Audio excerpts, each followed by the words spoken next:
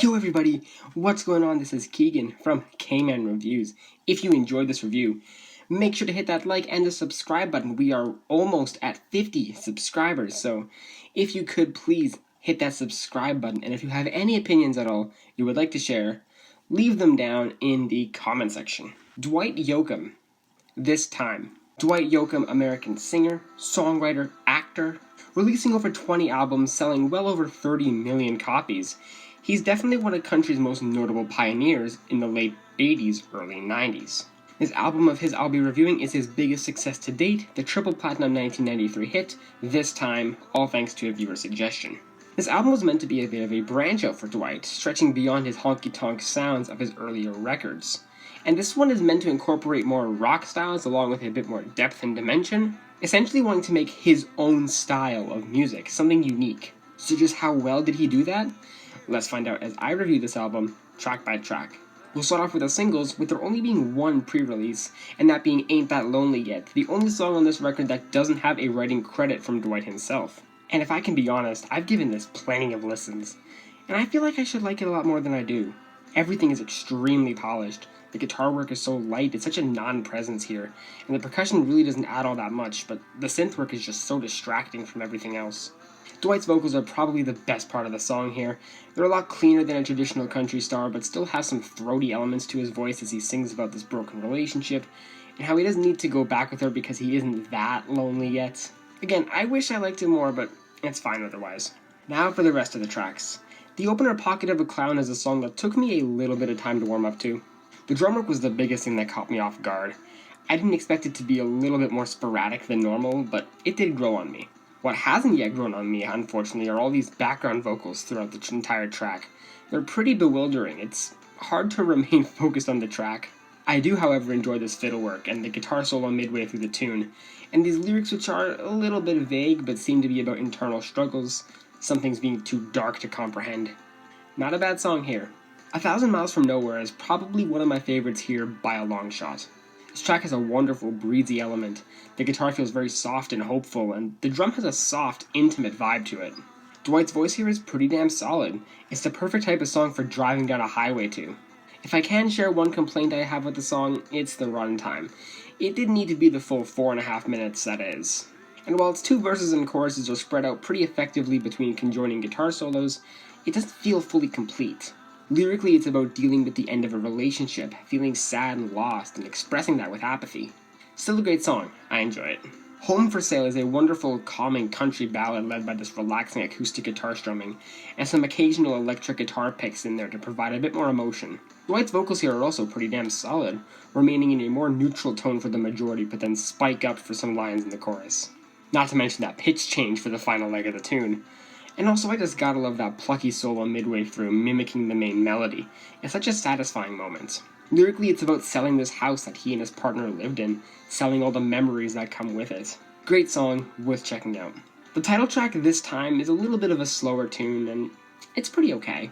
It definitely feels a little bit cut and dry. Not too much here really standing out aside from the ragtime-esque piano in the background. But aside from that, the drums are thumping strong and practically drown out any presence the guitar work might have had. Dwight's voice, again, is pretty okay, but again, kinda lacking spontaneity, or any real vitality that made the previous track stand out. Lyrically, it's about being done with this woman, declaring that it's the last time he'll succumb to her games. This is one of the tracks I can pass on. Two Doors Down is pretty much the ballad of this album, in an awkward spot, but regardless, I still like the tune. The ambience of the track at the beginning is very soothing, and then when the drum work comes in, it gives the track almost a bit of an ominous tone. Unfortunately, Dwight's vocals don't really contribute to said tone. They're a little bit too light.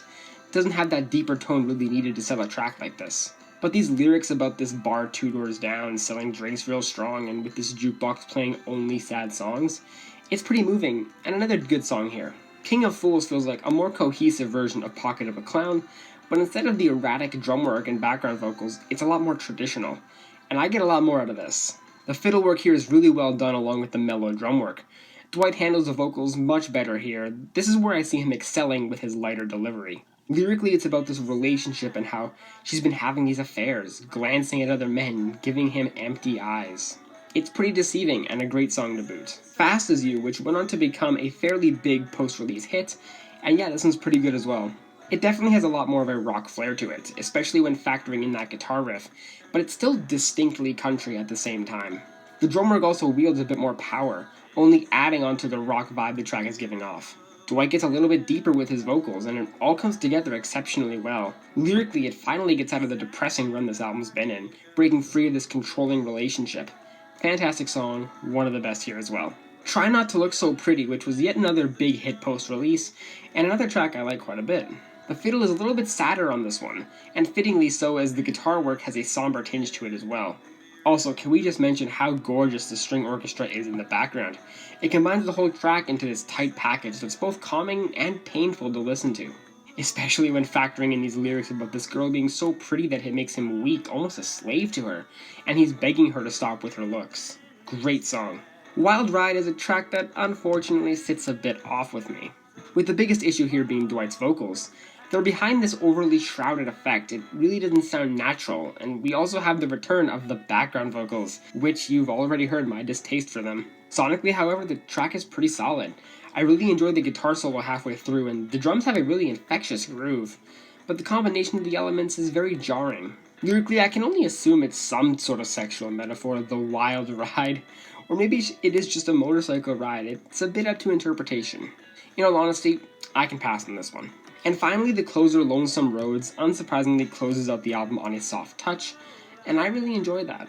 The drum work is extremely comforting, with the deep, almost therapeutic guitar picking giving a nice warm melody to the tune. Dwight's vocals are like velvet across the track, toning back a bit on the country roughness as he sings about how the only roads he travels are the lonesome ones. No friends, no partner, just himself going through life. Bit of a melancholic closer, but I still like it. Overall, I did enjoy this Dwight Yoakam album. Solid melodies throughout most of these cuts, very authentic feeling at its core, and while there were definitely a couple of duds, I enjoyed more than I disliked. I'm feeling a 6.5 out of 10 on this album. Well guys, hope you enjoyed that review. Thank you all so much for watching, and I'll see you in the next one. Peace.